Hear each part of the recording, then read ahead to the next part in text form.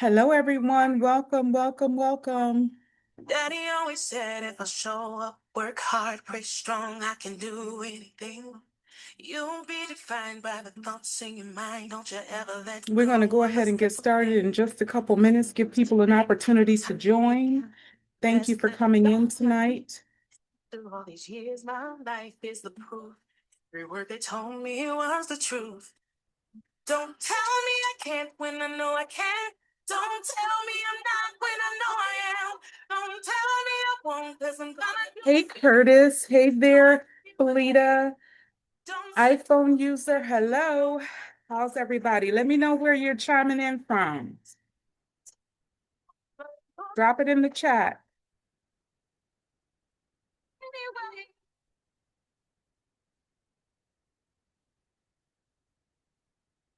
People always wait for the right place, right time when all we really have is time. So why would I wait till it all falls in place and know it's gonna work out somehow? No, it won't be easy, but I'm willing to go. Don't tell me I can't when I know I can.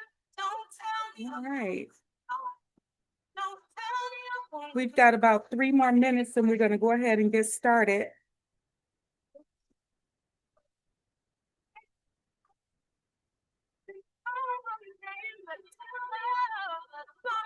Let me know if you can hear me. Drop it in the chat if you're able to hear me and if you're able to see my screen.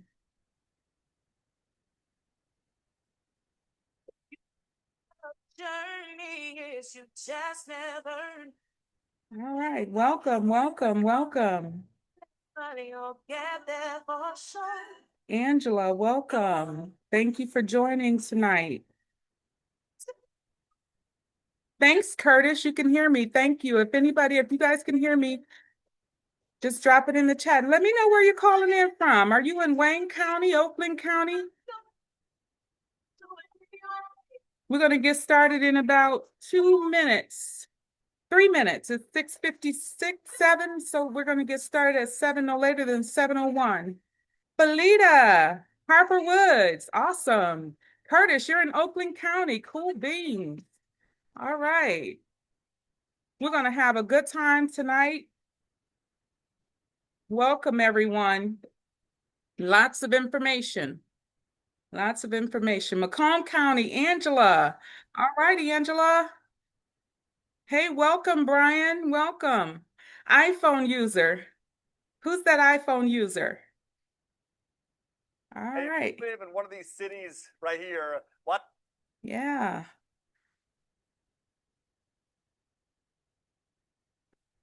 And let's see, we're going to get started in just a few more minutes, just about a minute or 2, minute and a half. All right, John, welcome. Welcome. Drop it in the chat and let us know where you're calling in from, and that'll let me know that you can hear me too. You might not understand. I'm as hard as I can, and I'm gonna be the boss of it. Just watch me. You from Oakland, Wayne, Macomb, what county? And if you're not in Michigan, let us know that too. To the top, I'ma give it all I got. I take a lot. All right, East Point, Brian. All right, Brian, welcome. Welcome, welcome. So you can say what you want, I can hold us stronger. Welcome, Madison. Welcome. Drop it in the chat. We're going to have an interactive conversation tonight as we give all the information, and we're going to just have an amazing time. How about that? Are you guys okay with that? Okay with having a good time while we learn? Is that cool? All right, Madison. Hi. Where are you calling in from? Where are you chiming in from? Brian. You cool with that, Brian? All right. That's awesome. I love getting information when I can interact and actually have a good time learning, right? All right. That's awesome. Yep. So we're going to go ahead and get started. Is it 7? So we've got about 1 more minute to wait for others to join, and then we're going to go ahead and hit it, okay? Is that all right? All right. How long have you guys been thinking about being homeowners? Communication is key to a great overstanding. That's right. That's right. Communication. That's right. Is key to a great overstanding, not just an understanding, but an overstanding. That's awesome. I love that term. All right. Well, it's 7 o'clock, y'all. Y'all ready to hit it? All right. You all can see my screen. Amazing. Thanks, Felita. I'm ready, Brian said. Brian said he's ready. I'm ready too, Brian. I'm ready to go.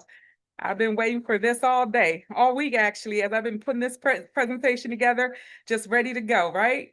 So we are ready to go ahead and get started. So thanks everybody for joining. We are going to get started. Welcome to the Michigan First Next Time Homebuyers class. And I added the next time because some of us have already purchased a home that first time, but maybe somebody else did it for us. Or maybe you were just rushed through the process and didn't get an opportunity to learn. So when it's the time to buy your next home, some of the basic fundamentals you didn't get an opportunity to get a hold of. So we're going to get a hold of those all tonight. Is that all right? All right. Welcome, welcome, welcome. All right. So let's see. I want this to be interactive, so you can either turn your cameras on or leave them off. It's your choice. But I want you to find the chat box. Most of you've already done that. And just drop a line of where you're calling in from. If you're calling in from Oakland County, Wayne County, Macomb County, even if you're outside of the state of Michigan, wherever you're calling in from, drop it in the chat and we will welcome you. We do welcome you. And if you have any questions about home ownership that you've always thought about and never even had an opportunity to ask, now's the time to drop those in the chat. From Atlanta, Georgia, welcome, welcome, Brandy. Brandy Gamble, welcome from Atlanta, from the ATL. Awesome. Annapolis, Maryland, phenomenal, Maryland. Thank you. Awesome. So glad to have you all on tonight. Listen, this is an interactive conversation that we're going to have tonight. We're going to have a whole bunch of information that's going to be given, and this is your time to learn and to get more information about home ownership. Is that fair? All right. So what we want to do is we want to make sure that you're able to avoid some costly mistakes. So we're going to talk about some different terminologies that maybe you do or don't know already, but we're going to dive into it. Some of the stuff that we hear as we're buying homes, people talking about DTI. Like, what is that? What is a DTI? What is an EMD? If you know what those things are, drop them in the chat. If you know what DTI stands for, if you know what EMD is, you know, drop it in the chat. But those are some of the terms that are used in the lingo that's used in the industry that sometimes we as realtors, as real estate agents, we use those terms and we throw them around like they are everyday language, and they're not, right? So it's time for us to make sure that we understand some of the things that we're talking about, because a home purchase is the biggest purchase that you'll have in your life in most cases, right? So go ahead, and I just dropped in the chat because one of the things that we're going to do is get an opportunity to get a one-on-one call with me. I dropped the booking link in the chat. So go ahead and grab that link and book some conversation with me so that we can have some conversations about how we can help you to purchase your first home. Okay? How much is your down payment? All of these things that we want to learn, and we want to make sure that we avoid some of the costly mistakes that we have a tendency to have when we are purchasing a home without getting information first, right? So we're going to avoid some of those costly mistakes. If you haven't already done so, just go ahead and drop in the chat where you're calling in from, and we'll try and welcome you to the call. Let me ask you a question though. How are you feeling right now about purchasing your new home, your next home, your first home? How are you feeling? Are you feeling concerned? Are you stressed out? Are you intimidated, anxious? What are those emotions that you're experiencing about purchasing your first home? What does that feel like? What is that doing for you when you think about what you're going to do? And Brian said, no, please explain. I don't know if because I didn't say what DTI was, did I? And I didn't say what an EMD was, did I? But I wanted you to drop it in the chat. So EMD is an earnest money deposit. It's an earnest money deposit, and we'll talk about that later on in the presentation. DTI is debt to income ratio, or DTI, debt to income ratio. So those are the things that we talk about in the industry that we don't necessarily stop and take the time to describe or to define what we're talking about. But you, as a homeowner, as the purchaser of the home, you need to know what those things are. Fair enough? So one thing that I tell my clients all the time is, do not hesitate to ask the questions. If you want to know, this is your money, this is your home that you're purchasing, and I want you to understand what it is that we're doing, and I want you to be able to feel free with calling or contacting me, or just asking a question so that you can have that information. Fair? And one of the things that I don't know how you're wired, but I know that me, I want to know what I'm doing and understand how I'm spending my money when I try something new. So I always want to do one thing, and that's how to make sure that I don't mess it up, a lot of times we mess it up because we don't have the information and we don't have anyone to ask the information of, because we feel like we're imposing when we're asking questions. So I don't want you to feel like you're ever imposing when you're working with me. That's why I need you to get that link that's in the chat and book an appointment so that we can have those conversations one-on-one. And some of those questions that you are you're feeling, then you want to make sure that you are moving all of these feelings of being concerned and being stressed out, right? Being irritated. Did anybody drop in the chat how you're feeling about purchasing your home, your first home? I didn't see it in the chat. Did I miss it because I was talking so fast? I probably did, but tell me how you're feeling about purchasing your first home. Excited. Brandy says she's excited about purchasing her first home. Amen. All right. Okay, so let me tell you a little bit. We're going to get to who I am in just a little bit, but I might say amen. You all, please forgive me, but that's just who I am. So I know we're talking about business right now, but anxious iPhone users said that they're just anxious about purchasing their first home. So we want to understand what those emotions are, so that as we're going through the process, that we understand how to get past those feelings of anxiety and feelings of being excited. Well, we always want to stay excited though, right? Right. What else are you feeling? What are you guys feeling as far as getting into that first home? Our goal tonight is we're here to make sure that you understand what it is that you need to do. So I wasn't to purchase your first home. I wasn't a realtor when I purchased my first home. And I can remember being anxious. I can remember being scared. I was really scared because I didn't know what to expect, right? I was scared. I was frustrated because there were so many moving parts that I didn't know what was going to come next. I didn't know what was going to happen. So my job as I became an agent, my job is to help you to have an ease in the whole situation so that you're not experiencing some of those negative emotions that go along with purchasing your first home. So, and we can get really blown away by the anxieties that we experience with purchasing that first home. But we want you to feel in control and at ease about the process, right? So I want you to take a deep breath and know that you got this. You got this, and we got you. How about that? Okay. So, how would you like an offer that could save you thousands of dollars on your first or your next home purchase? How would you like that? If you stay into the end, we have an offer that could save you thousands of dollars, literally, on your home purchase. If you stay till the end, we have that offer that's going to be offered to you. Is that fair? All right. So, let me tell you about who I am and how I got into business and all that stuff about me, so that you can understand that I do have the wherewithal to be able to talk to you about home ownership, about purchasing your first home. I'm more than just a homeowner. I've done more than just purchase a home. So my name is Monica Love, as you've already seen in the chats and all that. So listen, let me tell y'all what I'm doing. I'm trying to fix my fan because my emotions have been running like crazy, right? So not emotions, but adrenaline. So I'm trying to fix my fan so I can get some air on myself as I'm having this conversation with you all. So I'm Monica Love, and since day one, I've handled the buyer side. So my initial introduction as a real estate person was to handle the buyer side of the transactions. And as I was handling the buyer side of the transactions, what I realized is that a lot of buyers for their first purchase, they're nervous.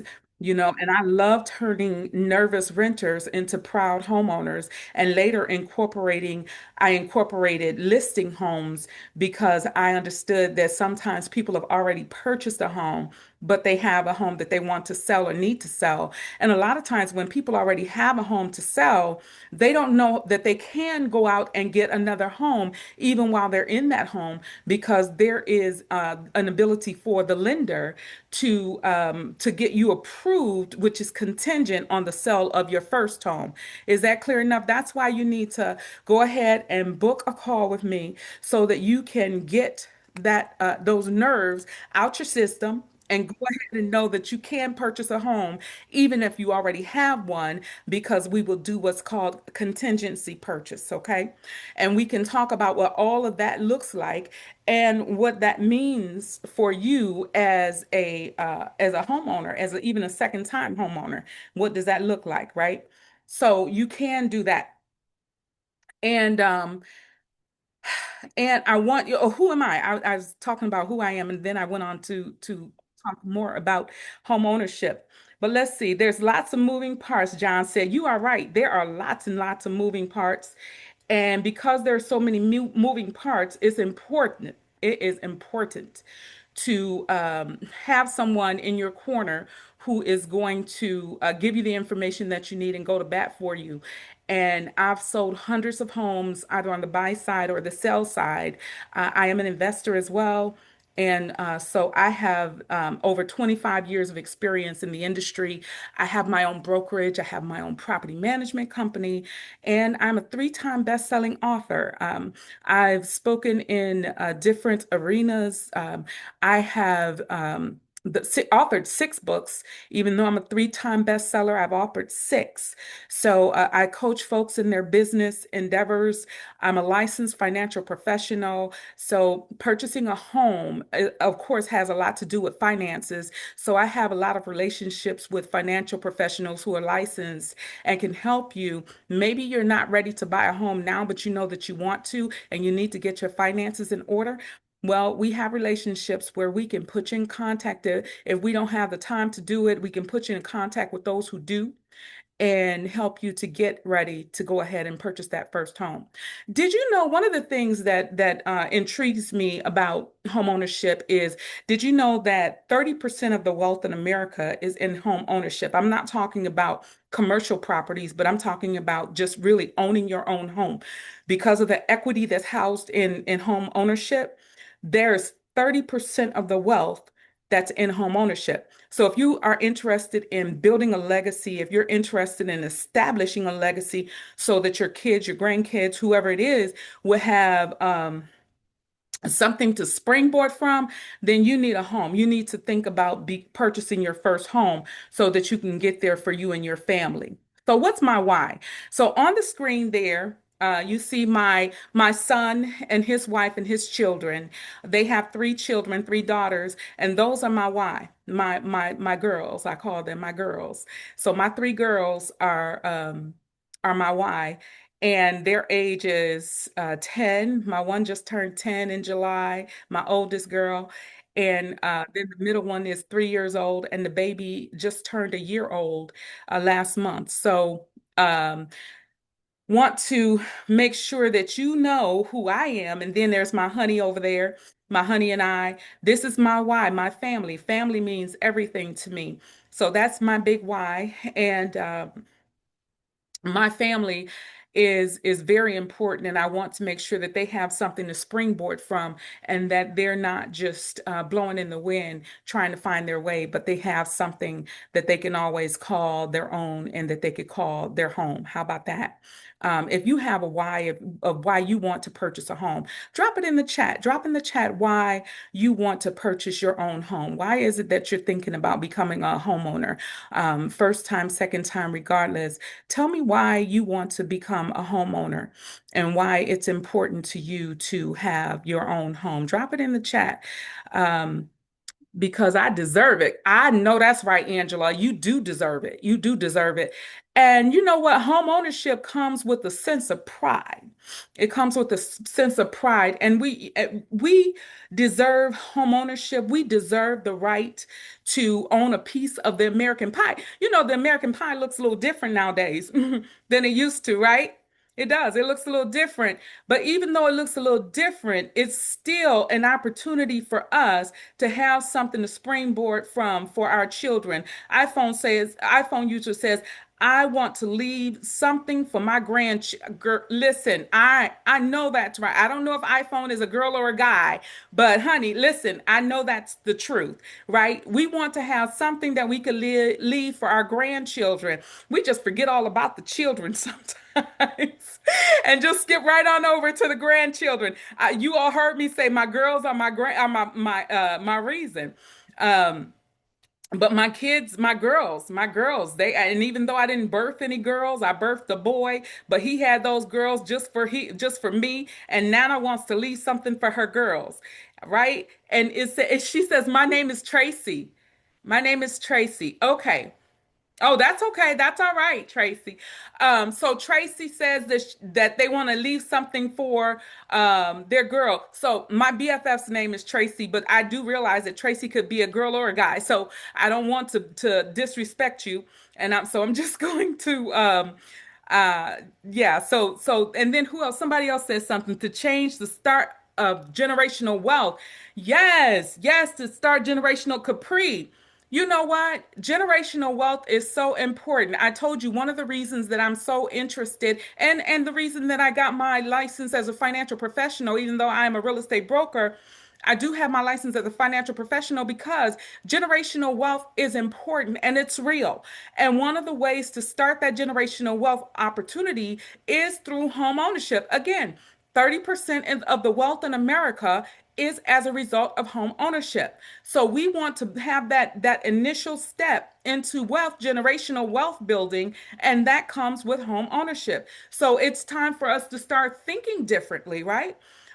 Think about it. If you own a home and you need money, you can always go and pull some of that equity out.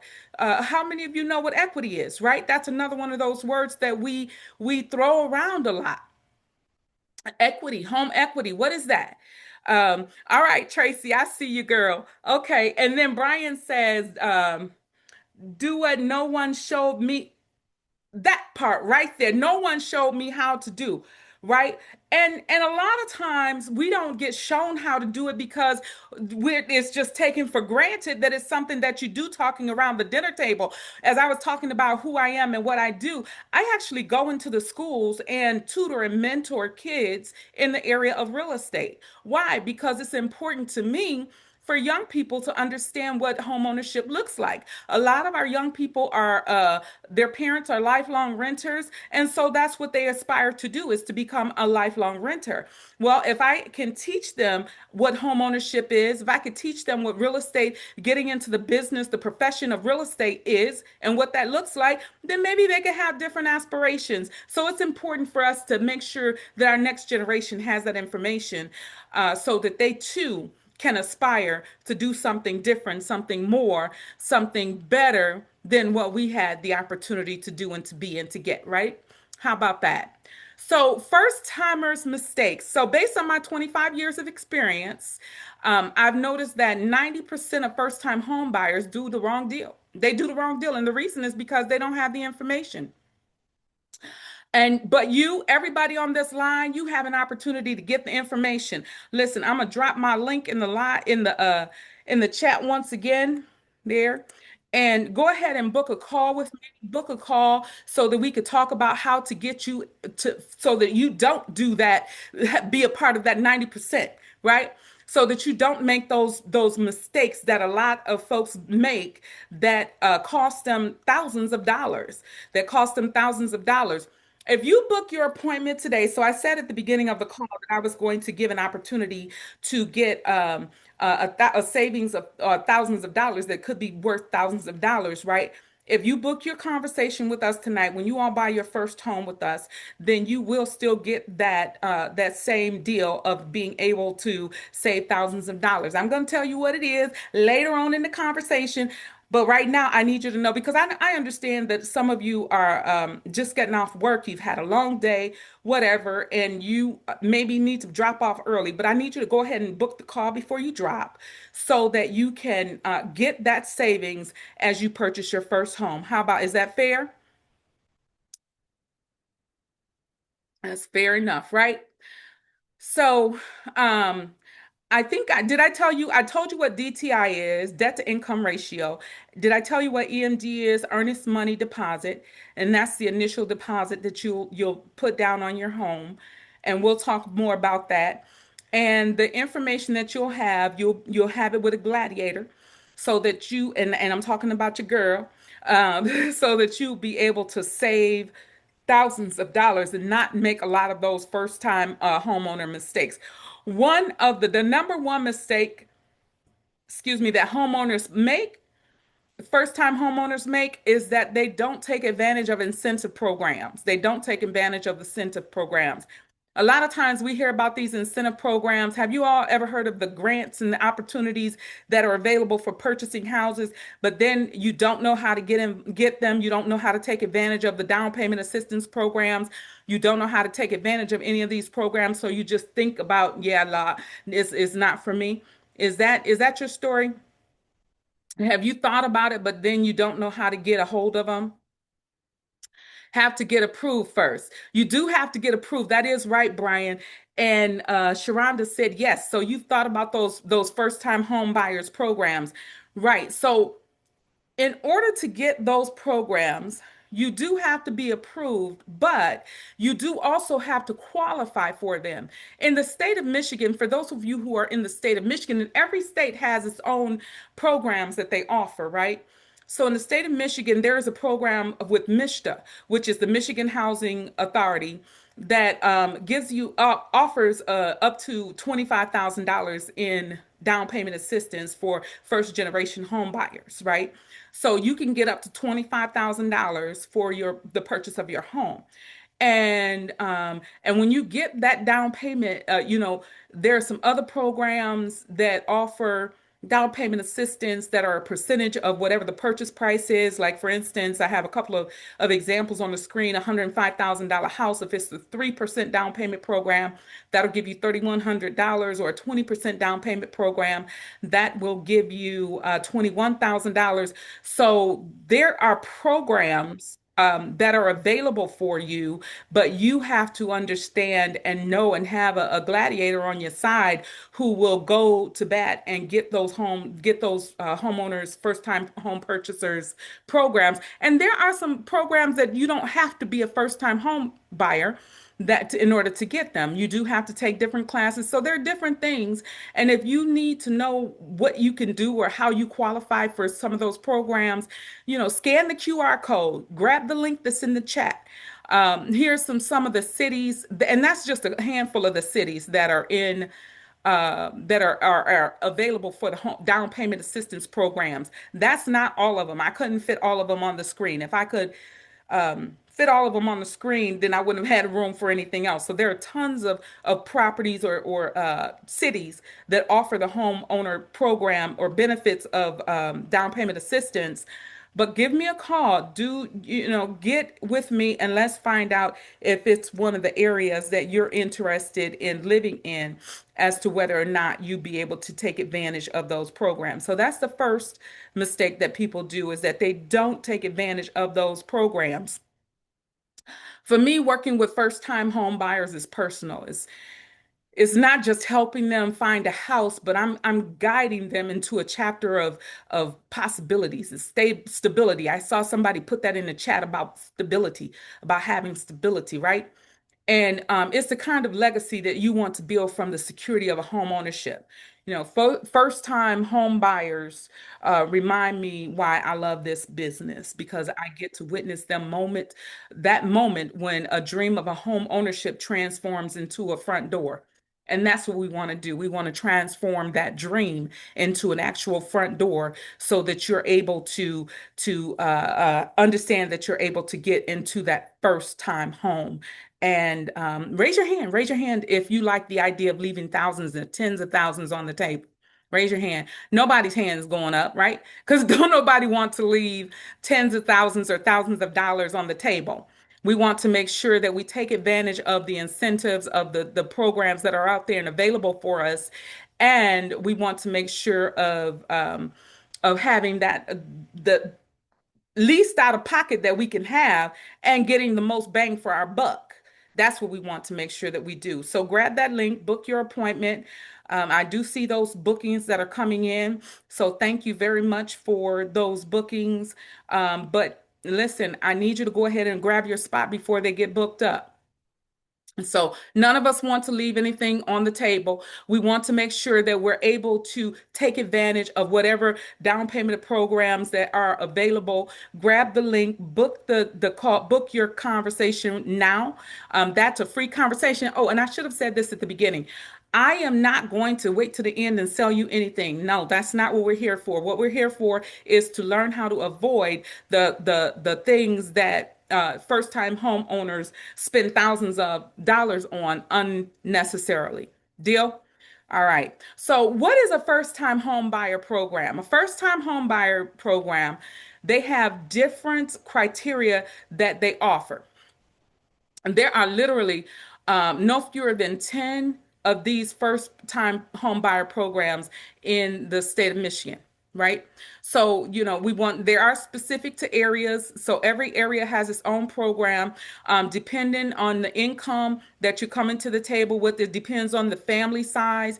Sometimes, depending on whether or not you have children or even if you don't qualify for one area, that does not mean that it knocks you out for the next, because it might be something that you don't qualify for, but then that doesn't mean that that's the only program that's available.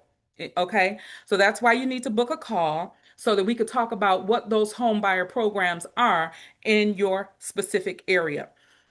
Some are down payment grants. Sometimes they're grants that you don't have to pay back, grants that you can get and never have to pay back again. But some of those say that you have to stay in your house for 3 to 5 years, just depending on what home buyer program you take advantage of as to how long you have to stay in the home. But most often, when we're looking to buy a home, we're not looking to buy today and move tomorrow, right? So those are not things that would actually be of a negative impact, because we don't typically buy a home to move the next year. Is our home. So let's talk about a couple of myths about buying a home. How many of you have ever heard of you have to have at least 20% down? If you've ever heard that, drop it in the chat if you've heard that you need to have at least 20% down in order to purchase a home. Let me see who's heard that before. I have, Letitia says. Latasha says, I have. Tracy says, I have. Yep, yep, yep. Those 20% down, those are myths. Those are myths. John said, yep, he's heard it too.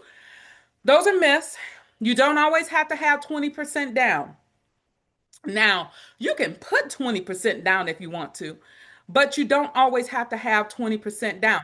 How many of you have ever heard that you should wait until prices drop? How many of you have ever heard that one? You should wait, just wait till the prices drop. The prices are going to drop, and you should get a house then. Yep, Latasha's me. Yep, Trey.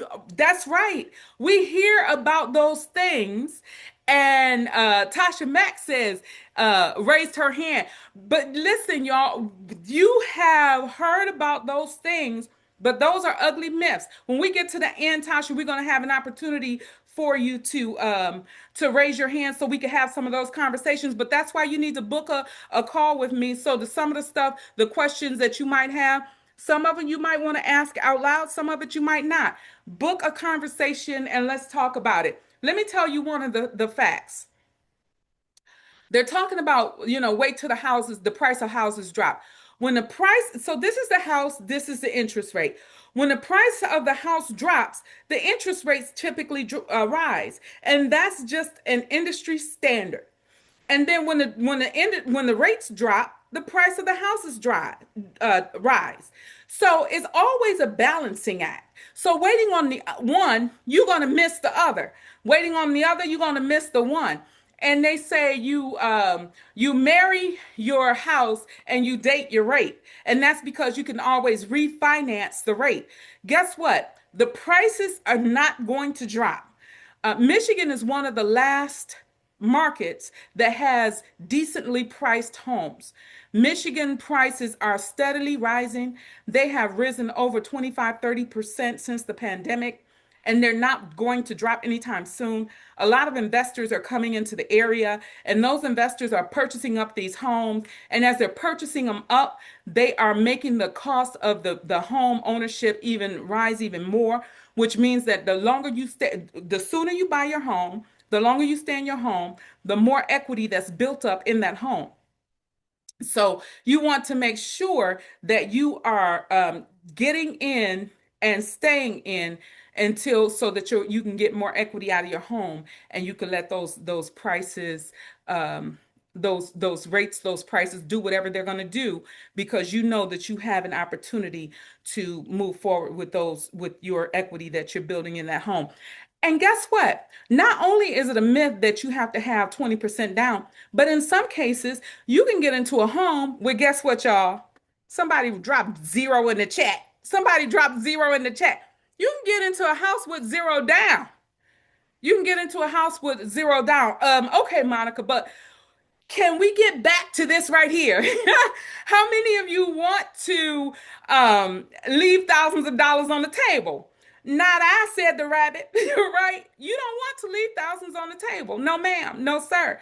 But you want to make sure that you get those thousands and keep them in your bank account, put them in your savings account, whatever it is, so that you can leave that legacy in more ways than one for your children. So you can build those foundations so that they have something to springboard from, and not only looking to leave those thousands on the table for someone else to get.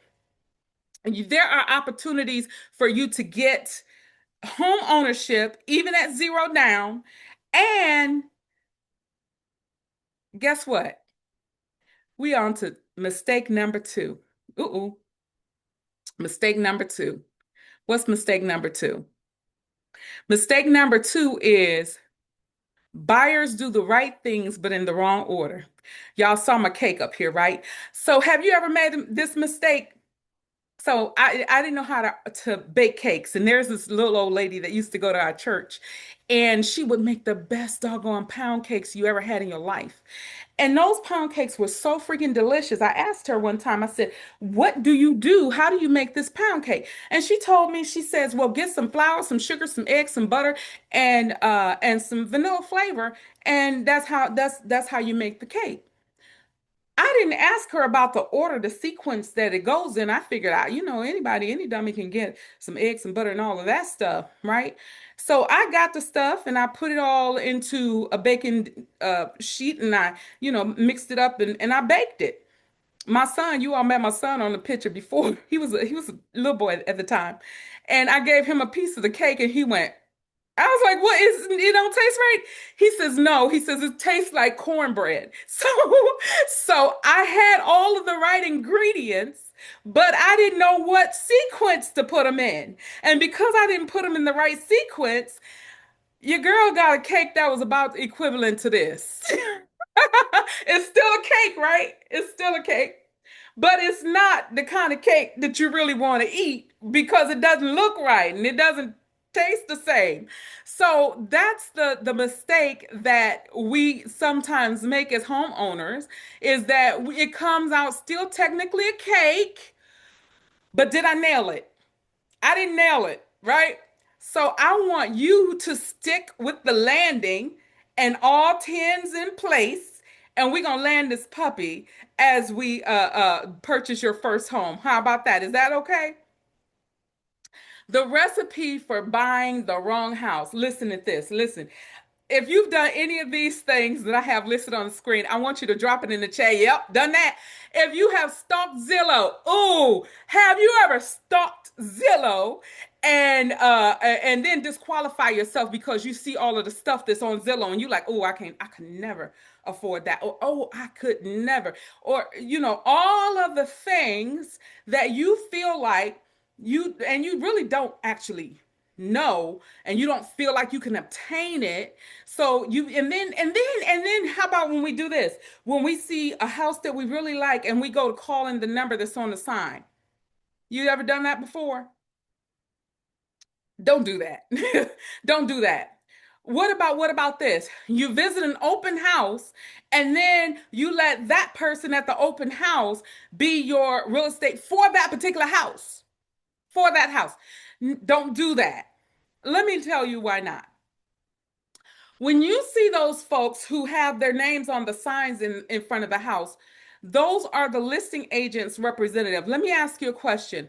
If you had to go to court and your opponent had an attorney, would you go and have that opponent's attorney be your attorney and represent you in the same deal?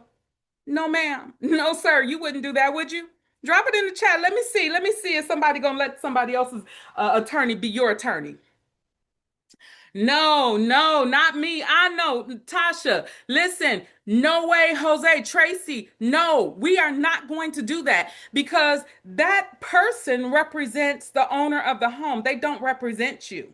They have what's called a fiduciary. That fiduciary is a responsibility to that person whose that house they have listed. So when you call the number on the screen on the sign when you're passing by those houses, even for new build properties, when you are going by a new build development and you go and you talk with the builder, that builder is representing himself. So he's going to make sure that the deal is one that's going to fit him. It's not going to cost you an additional dime to have a representation for a new development, or to have representation for the house that you see while you're driving down the street. That's why you need to have an agent who is going to represent you. You need an agent that's going to represent you. And when you have an agent who's going to represent you, that's when you know that you're going to get the best representation, because that person is going to fight and do what's necessary to get you the best deal possible. Is that fair enough? And if you've ever done any of these things, y'all, come on. It's time for us to think about doing things a little bit differently, because we want to do something. If you do what you've always done, y'all know the rest. You're going to get what you've always gotten, right? And we want to do things differently. That's right, Brian. Brian said, yes. We want to do things differently because we want to make sure that we're doing the very best thing for ourselves, for our families, for our generations to come when we're purchasing this first home, right? So as we're doing this, let's move on to mistake number 3. Listen, they get sucked in by the listing agent called the selling machine, because that listing agent already has a house on the market. And if they can get you to purchase with them, because they already have the house listed, so they're going to sell it anyway if it's you or someone else. But they want you to use them as your agent, because then they get to make the commission on both sides. They still only representing the seller, but you get a chance to get your house, but none of the terms of the deal are going to be in your favor. They're going to be in the favor of the lister, of the seller of the house.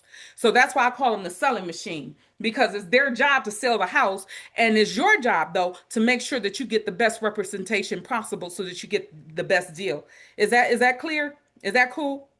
Making sure that you get the best deal possible.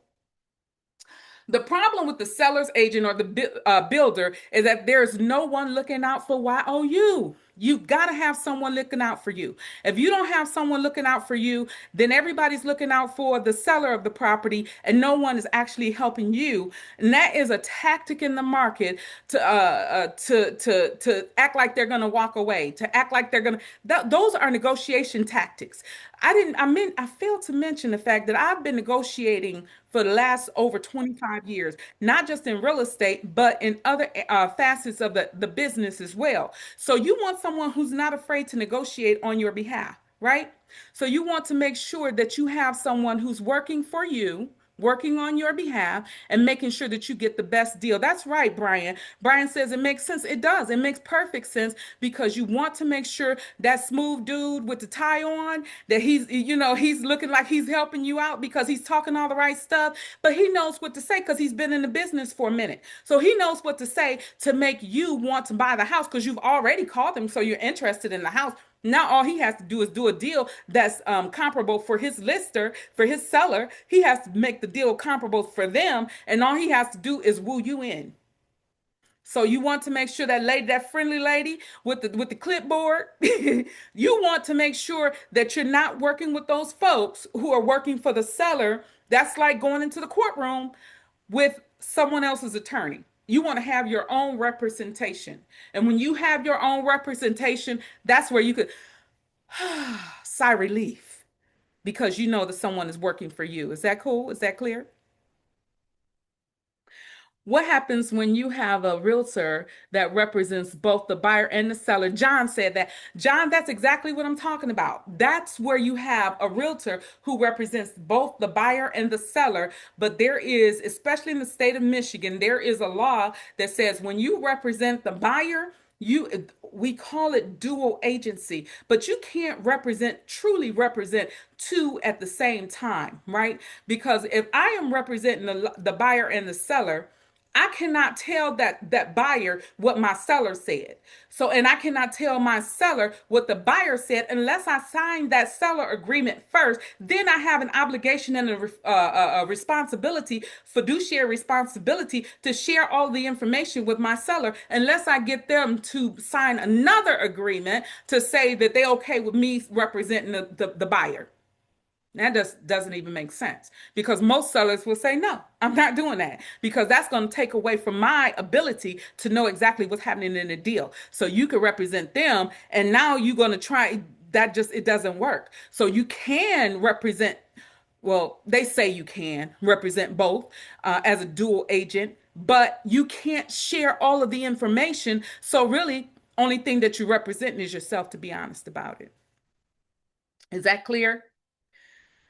All right, listen, y'all. I need you to book the book your conversation so that we can go ahead and see what we need to do in order to make sure that you're getting the best deal possible for the home that you want to purchase. Book now, book now, book now. That's like a pulsating heartbeat, like boom, boom. I love the way that looks. But at any rate, let's go to mistake number 4. They get intimidated by the numbers. Have you ever seen numbers when it comes to homeownership and you get intimidated by it?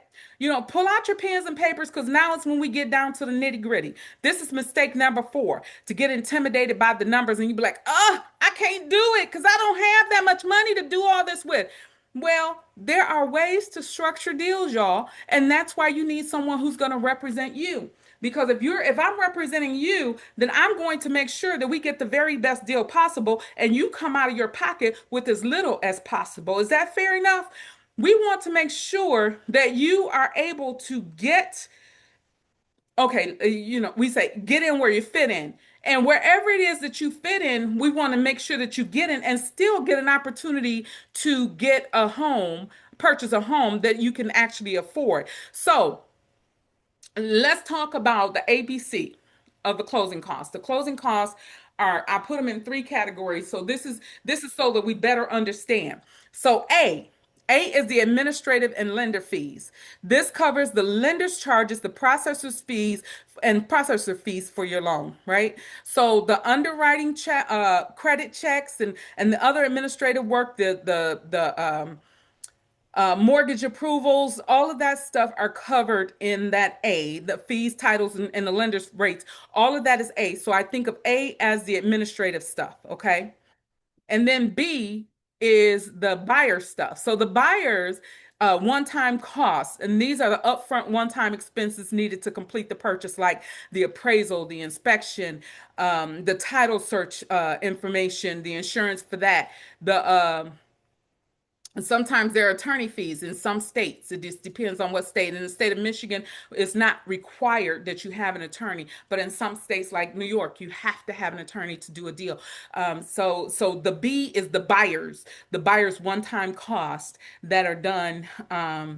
And the fees that you'll have to pay. So that's the B. And then the C is the collecting of the prepaids. So that's like the taxes, the property taxes, the insurance, the mortgage interest rates that'll cover you from the time that you close on the property to the first payment that's due for the property. So that those are the ABCs of the monies that you'll have to have. Is that fair enough? So the A is administrative, B is for buyers. So just remember those three things.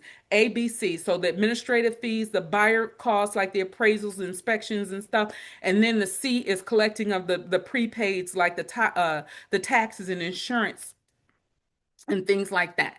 So are you still tracking? Is everybody on board? Did I lose anybody? Come on, I want to see. I want to make sure that I ain't lost nobody. I don't want to lose anybody. So is it possible for the seller, is it possible the seller to pay a closing cost? Brian, you're getting ahead of a girl. Yes, absolutely it is. That's a part of the negotiation of the deal, right? So you have to know what climate you're in. We were in a climate at one point where the climate was such a seller's market, and the market has shifted again. So the climate at that time was such a seller's market. People were offering prices that were above asking, not only above asking, but above the appraised value. When you have a property that appraises for 100,000 and you're offering 120,000, that means you have to come to the table with at least 20,000. They were offering those kinds of deals or those kinds of terms. And when you're offering over the appraised value, that means that your closing costs are typically not going to ask your seller to pay the closing costs, because we know that we're in a market or in a climate where they're not going to pay them because they know that it's a seller's market. But right now we've shifted into a buyer's marketplace in this area, in this Michigan, in the state of Michigan. We are now into a buyer's market. So because we're in a buyer's market, we can ask for closing costs. We can ask for different things to be done that we typically, maybe about a year ago, we wouldn't have asked for such things because we were not in that climate. But now we are. That's why you need to book the doggone call, y'all. Book the call so that we can have those conversations and we can make sure that we get you the very best deal possible while it's a good time to get those deals in this area. How about that? Is that cool? Y'all tracking? Is everybody cool? I'm on board, said Tracy. Okay, Tracy, I'm gonna look forward to it. Yes, I'm here. Boom. Who is that? Who is that? Ambitious boss. Okay. All right, ambitious boss, let's get to it. So this is the good news, right? Let's have someone else pay some of those costs. I told you was getting ahead of me. You were talking about, can we get them to pay the closing costs? Let's have somebody else pay some of those closing costs. Let's have someone else, sometimes even all of the closing costs, right? If we were holding this webinar a couple years ago, then we couldn't offer that. But right now we can. People were having their parents to leverage their retirement accounts. And did you know, let's pause. Pause, Monty. Pause. Did you know that you can utilize your 401k in order to use that money as your down payment for your home without getting it as a loan and having to pay it back? Did you know that? Without having any penalties, without being 59, without all of the stuff that you would typically have to have. You could be 25 years old and you got a 401k and you've got money in there and it's enough. It depends on the purchase price of the home. But regardless, all of the stuff that goes into making that purchase, if we put all of that stuff in there and you need to leverage your 401k, you can do that and there are no penalties. So we need to you need to grab that link and let's talk about how you get some of these things done that you never thought were possible. Okay? Are you tracking? Are you tracking? Come on. Is somebody tracking with me? All right. Now, What about the monthly payment? Because if you're anything like me, we look at everything, how it's gonna, what is it gonna cost me every month? So a lot of times I've heard some folks that would say stuff like, "Oh my gosh, houses are so high now. They're so expensive now because they're 100,000, 200,000." Do you all? Some of you on the call might remember. Do you all remember when I? So let me tell you this. I know I'm 20. I look like I'm 25, y'all. I know. But I can remember my first purchase, very first purchase of my home, y'all. I'm about to age myself. But that home was only $32,000. Can you believe that? $32,000. Nice home. I probably should have put a picture of it up. I did at one of my events. I put up a picture of my first purchase. $32,000. I stayed in that home for 9 years. And guess what I sold it for nine years later, y'all? Guess what I sold it for? Come on, I want to see a couple of guesses in the chat. I paid 32. Somebody tell me what you think I paid. I sold that home for 9 years later. Somebody tell me. Is anybody in there gonna tell me what you think I sold that home for 9 years? 100,000. You're close, Tasha. Tasha Mack is close. Listen, I sold that house for $109,000 9 years later. So I made a cute little profit off of it, right? So this is what I'm talking about building equity in your home because we stayed in that house for 9 years. We, did all of the things. Then we were able to sell it for $109,000 9 years later. And the monies that we were able to get from that property, I think we got about $70,000 out of that house when we sold it. The money we were able to get for that house, we ended up putting 50,000 on another house that was over, a nice little chunk of what we were paying for that house, right? So there is an opportunity for you to get your first home and then go ahead and sell it for some other monies. Somebody said 309. All right, ambitious boss, you a little ambitious. I wish. I wish we had been able to sell it for that amount.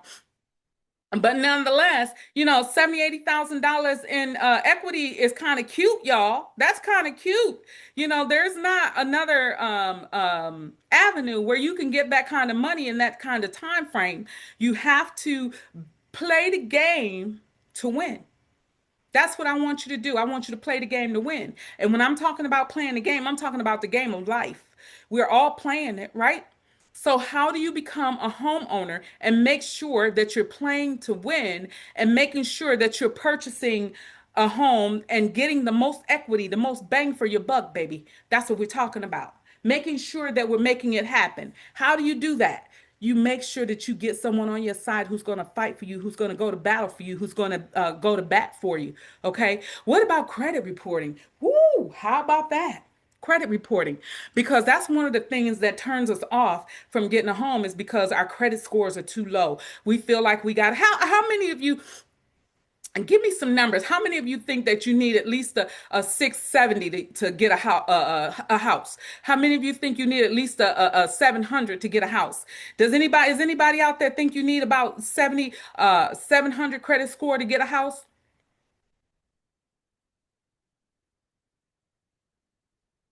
670.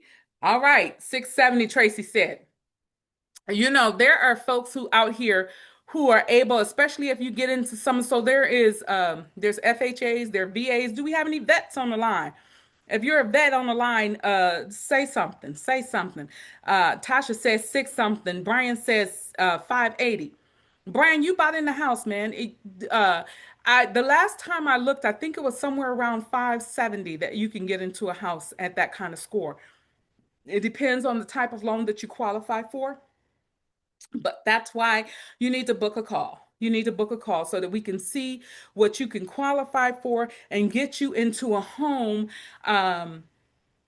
without all of the myths and the hoopla that you think are necessary for you to get into a home, right? Don't allow someone else to make a hard pull on your credit score. Don't do that.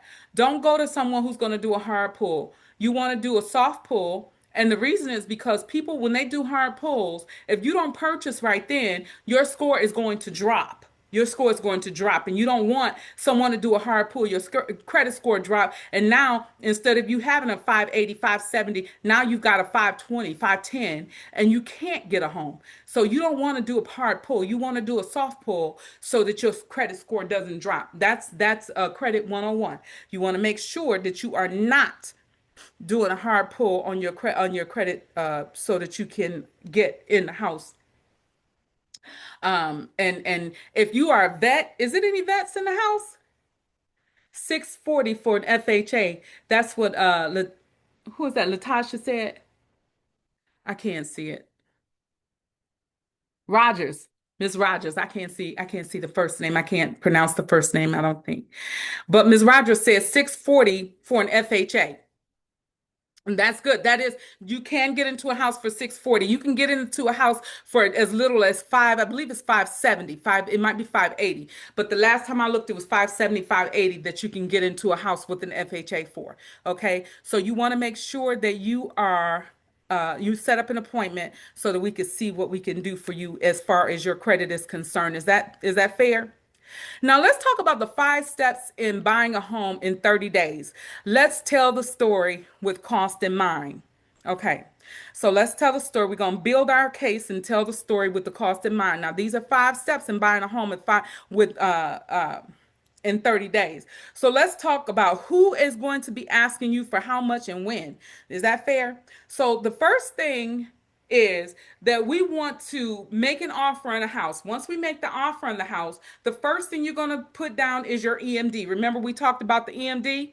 We talked about the EMD, the earnest money deposit. That's typically 1% of the purchase price.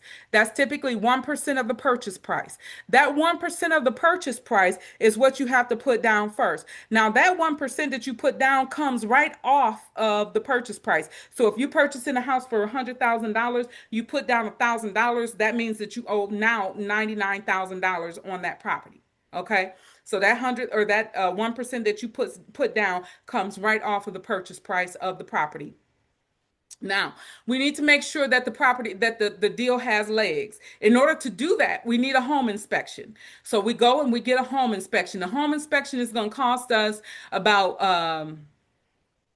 between $400 and $600. But if you're talking about $100,000 or $300,000 house, and you're talking about spending $500 or $600 on an inspection, that's nominal. That's peanuts, right? When it comes down to the value of the property that you're actually purchasing, you want to make sure that you get those things inspected so that you know what you're buying and you know that the deal makes sense for you to buy it. Just because it's pretty, don't mean that it's palatable. Right. So, what about negotiating? Once we get the inspection back, then we go through 3 steps. Either we renegotiate the deal, depending on what's on there, on what's on the report.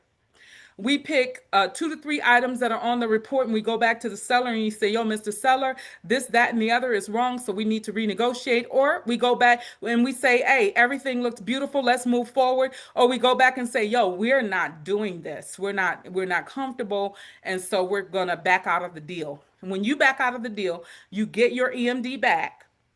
The only thing that you do not get back at this point would be your money that you spend for the inspection, right? So you don't get your inspection money back, but you do get your EMD back. But let's just say that the inspection went cool and everything is looking good and you're ready to move forward. Now we're at step number 4 because we put the EMD down, we've had the inspection, we've said what we're going to do after the inspection is done. Now everything seems like it goes quiet and it's like, what's going on? Well, what's happening now is that you're going to get a call and say, okay, your lender is going to call you and say, okay, you need about $700 or $600, whatever the cost is for the appraisal. You need the appraisal for the property so we can see what the value of it is, because no bank is going to lend unless there is an appraisal done on the property. Okay, so unless that is done, you're not going to get a property unless you're paying cash. And even if you're paying cash, I would advise you to go ahead and get an appraisal for the property, because you need to know how much the value of the property is, right? Not just the beauty to the eye, but you need to know what the market can hold for that particular property, even if you're paying cash. So then after you get your appraisal done, it's going to feel like it's so quiet. Like, what's really going on, y'all? What happened? Did y'all leave me? No, we didn't leave you. Now, after the appraisal done, you offered 100,000. The appraisal come back at 110. Your inspection was all good. No more renegotiating. You're good to go, baby. You just bought a house. Congratulations. Now it's time to wait for your close. Now it's time to get your keys. All right. Is that clear? Is that clear enough? So those are the 5 steps to buying a property in 30 days, and it can be done. It can be done. Now, what's the fifth mistake that homeowners make?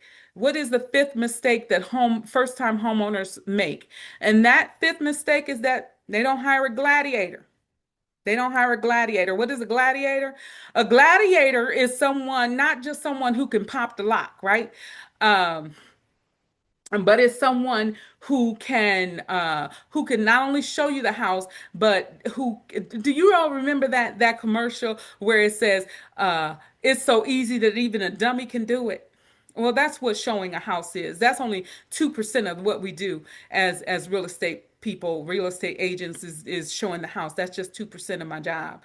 The rest of it, the real job starts when we start making negotiations and we start picking up the sword to fight, when we start really going to bat for you to make sure that you're going to be able to get the very best possible stuff for your bang for your buck, right? And that means negotiating hard. That means sometimes it means getting a little bloody in the pursuit of getting the best deal. And that's okay. That's okay.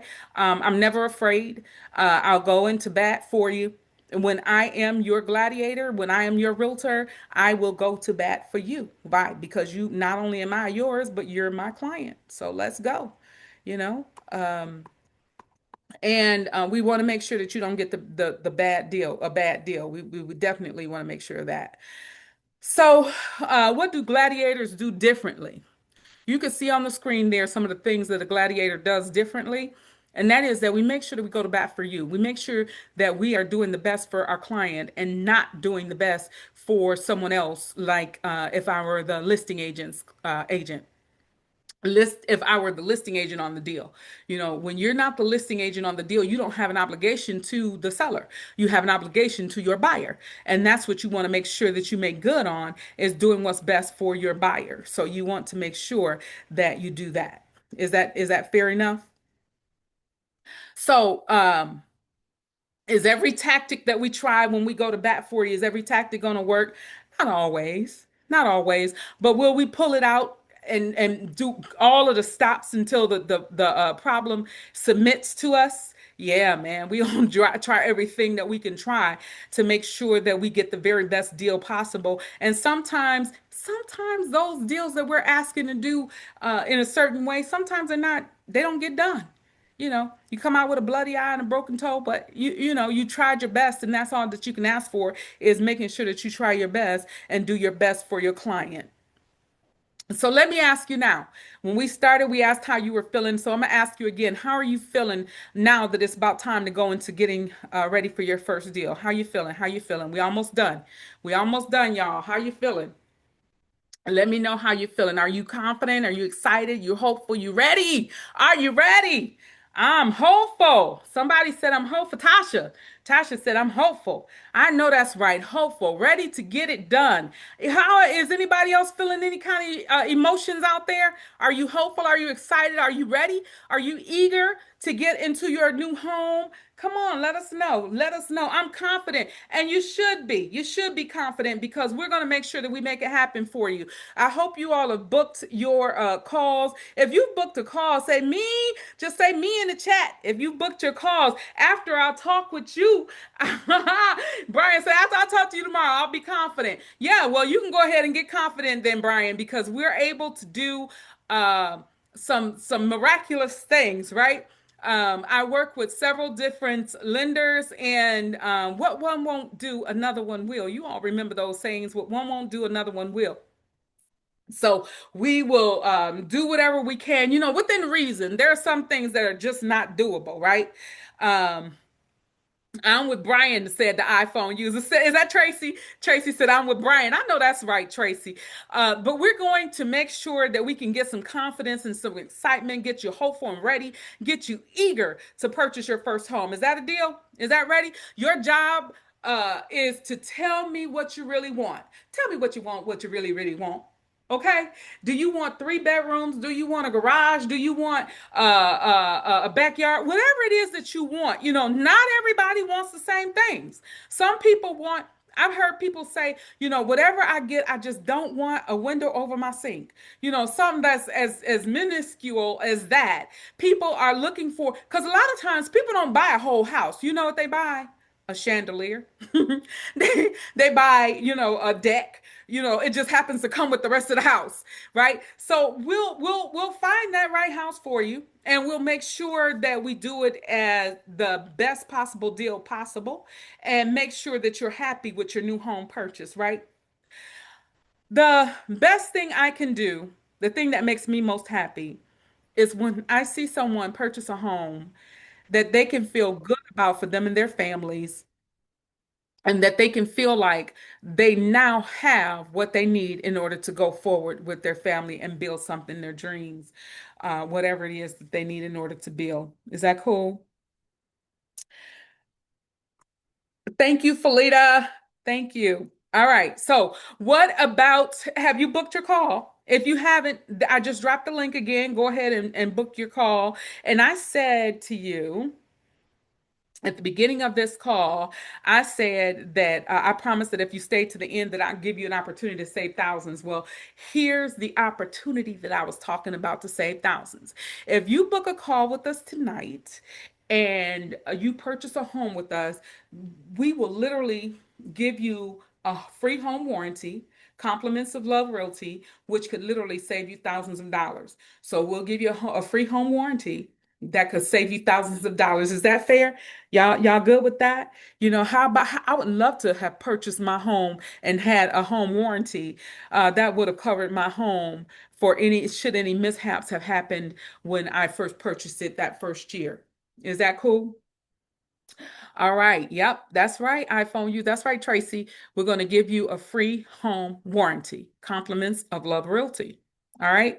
So that's what we have for you tonight, is to make sure that we're doing the very best job for you, making sure that if you raised your hand and said that you like the idea of saving thousands, not leaving them on the table now, but saving thousands of dollars. Yes, yes, yes. I love the idea of saving thousands of dollars. Is that fair enough? Is somebody on the line that likes the idea of saving thousands of dollars? Because that's what we're going to do. We're going to give you that home warranty so that you could ultimately mitigate the risk of anything happening with your home by having a home warranty available for you because you've purchased with Love Realty. Is that fair? All right. So the real estate sites that you go to for the mistakes, they're going to tell you about being pre-qualified. And what I say, they're going to say get pre-qualified. What I say is get pre-approved. A pre-approval will stand up against any pre-qualification any day. A pre-qualification, the difference is a pre-qual will say whatever you said. So if you said you have this much money, you have that much credit score, whatever you say, that's what they're going to take your word for, and they're going to run that approval based on that, or they're going to run that qualification based on what you said. But a pre-approval is when they actually take your information, they actually get your check stubs, they actually get all of your information and do that soft pull that we were talking about, and they get you pre-approved. So they've actually looked at the information. So you want to make sure that you get a pre-approval and not a pre-qualification, because a pre-qualification isn't worth the salt that goes in the bread. And another thing that they mention is to make sure that you get an inspection. They mention making sure you have a realtor, and making sure that you apply for you don't apply for any credit before you close. So in other words, once you get all of your stuff done and you get approved, please don't go buy a Land Rover, Range Rover, a Toyota. Don't go buy nothing. don't, don't go and get approved for anything. Don't go buy anything, okay? Don't, and people literally do it. They like, oh, well, I've already been approved for my house, so I'm gonna go ahead and buy me a car. No, ma'am. No, sir. Don't do that. Because just before you close, so they've already approved you, right? And you've gone through all the steps, you've done all the things. And just before you close, they're going to pull your credit again to make sure that your DTI is still at a certain level so that you can still afford to purchase this home. If you've gone out here and purchased a car, and now your DTI could shoot up through the roof and they can be like, hey, yo, I can't do nothing for you. It could not even, don't even have to be a car. It could be something as small as going to purchase a refrigerator. It could be something minuscule, but because you have another credit thing, now they have to reassess whether or not you're able to purchase the home. Is that fair? So don't go buy nothing, y'all. When you get pre-approved and we're going through the things, wait until after you close because it's much, much, much easier to purchase a car than it is to purchase a home. Much easier to purchase a car than it is a home. So you want to make sure that you don't go out and purchase something that can make you no longer qualify for purchasing your home. So you want to make sure of that. Is that cool? Is that fair? Yep, that's fair money. Okay. All right, so that's it, y'all. That's it, y'all. I hope you all have learned something. If you learned something, drop it in the chat. I learned something, girl. I learned something. I learned something. I hope you did learn something. I am here for you. I'm here for it all. I'm just super excited about tonight and everything that we have delivered on as far as the information is concerned. I'm looking forward to helping you all. I'm looking forward to helping you to build your legacy, to start at the ground and build up. I'm looking forward to establishing a relationship so that not only do we sell you this first home, but 4, 5, 10 years down the line, when you're ready to move into another home, when you're ready to buy your first, I don't know, investment property, whatever that looks like, I'm here for it for you. Deal? All right. Well, I am done. At this time, if you are have booked your call, I look forward to speaking with you. And if not, then you need to scan that link, that QR code. You need to click that link that's in the chat. You need to do whatever it is necessary in order to make sure we get a call, get on with you. I went over my time by about 10 minutes. So we're gonna, if you have any questions right quick, just drop it in the chat, right quick. And I'll go ahead and try and answer those questions for you real quick. I tried to answer them as we were going. So I hope I did. iPhone Tracy said, I learned a lot. Tasha said, I learned something today. Cool beans. I am excited. Tracy said, thank you. And I thank you for being here. It was very educational. John said, thanks, John. I appreciate that. That those kinds of comments help me improve, help me to get better and know what to cover next time. Was there any stone left unturned as far as the first time home ownership? First time home ownership. Hey, feel free to pass my link on to someone and have them book a call with me. And let's go ahead and buy these homes, y'all. Let's get this 30% of this wealth into our hands so that we can be a part of those who have this legacy that's being developed and created and built in home ownership. Is that fair? All right, y'all. Thank you so much for being here. Thank you, thank you, thank you. This has been amazing, and I totally, totally look forward to speaking with you all tomorrow or the next day, whatever date it is that you have booked on my calendar. I am excited. So we'll talk with you soon, and God bless you, and we'll talk soon. All right? All right. Have a good night, everybody.